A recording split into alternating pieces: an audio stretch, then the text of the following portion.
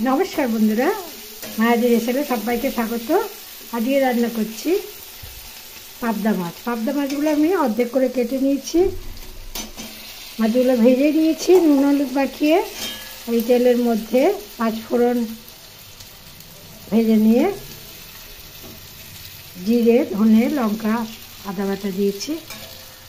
এর সাথে পরিমাণ মতো নুন ও হলুদ দিয়েছি, মশলা কষিয়ে নিয়েছি। এখন এর মধ্যে মাছগুলো দিয়ে দিলাম এবং জল দিয়ে দেবো।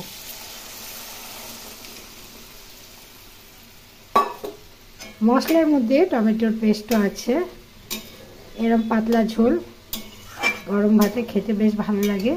আপনারা এইভাবে মাছের ঝোল রান্না করে দেখবেন, খেতে অসাধারণ লাগে। এখন ফুটিয়ে নেব, ফুটিয়ে নামিয়ে নেব। গ্যাসের ফ্লেম ছোট করে দিয়ে এটা ফুটিয়ে নিতে হবে। মাছের ঝোল ফুটে উঠেছে। এখন আমি এটি গ্যাসের ফ্লেম ছোট করে দেবো, ছোট করে দিয়ে হালকা আঁচে রান্না করে নেব।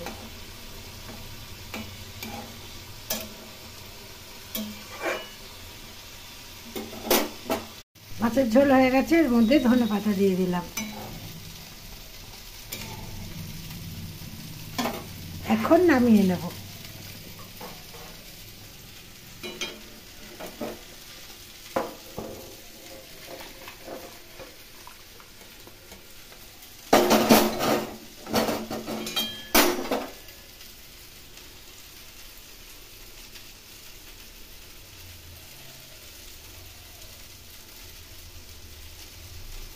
আজকের রেসিপি এই পর্যন্তই। ভালো লাগলে লাইক, শেয়ার, কমেন্ট করবেন এবং চ্যানেলটি বেল আইকন সমেত সাবস্ক্রাইব করার অনুরোধ রইল। ভালো থাকবেন, সুস্থ থাকবেন। নমস্কার।